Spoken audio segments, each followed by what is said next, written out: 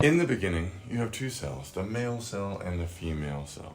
And when they join, there's this little bioelectrical explosion of awesomeness that happens in that moment. Those two cells join together and form one giant glowing cell. That one cell then multiplies into 2, then 4, then 8, then 16, and forms what's known as a little raspberry or mulberry. And in fact, it's called a mulberry mass. As scientists watch, that mass grows and grows and grows, and then eventually starts to form what's known as the brain. And as scientists observe this development, the mother is taking in nutrients, and those nutrients are traveling through the bloodstream. They're going into that little developing being and starting to form all the cells, organs, tissues, and glands. As this continues, the scientists watch a network begin to form. And where does it start? It starts on the right side and crosses over to the left, and on the left side and crosses over to the right.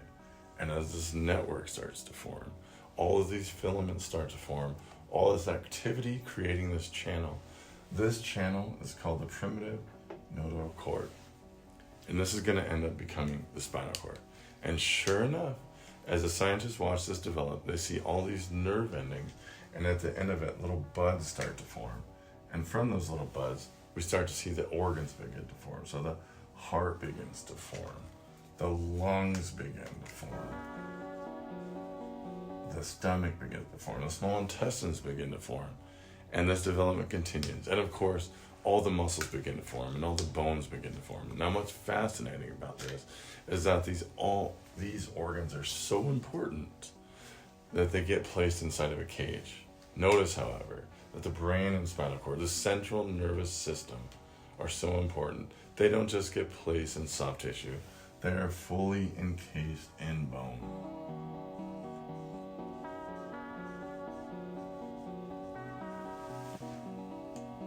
The axial skeleton.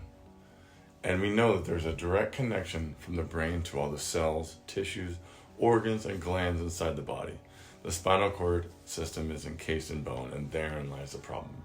Because normal everyday activities, not just car wrecks, not motorcycle accidents, not snowboarding, wakeboarding, slips, falls, bends, twists, normal everyday activities can cause these small vertebrae to shift.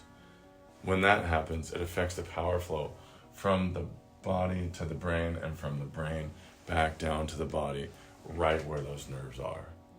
Scientists have demonstrated that they can measure and take a light bulb and stick it at the end of one of these nerves, and it will light up. But they found that when they put the weight of a nickel onto that nerve, the light will go out. These nerves are incredibly sensitive. This is like an electrical wire.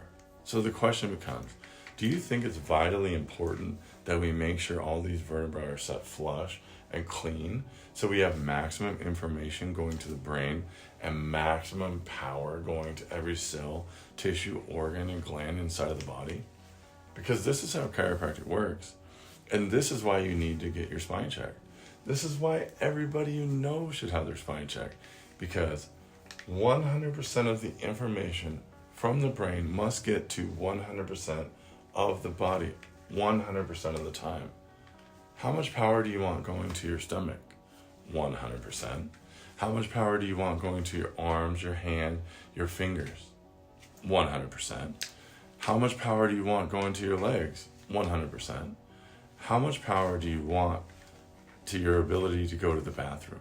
100%. 100% of the time for 100% of your life. So 100% you should have regular chiropractic visits. And that's how chiropractic works.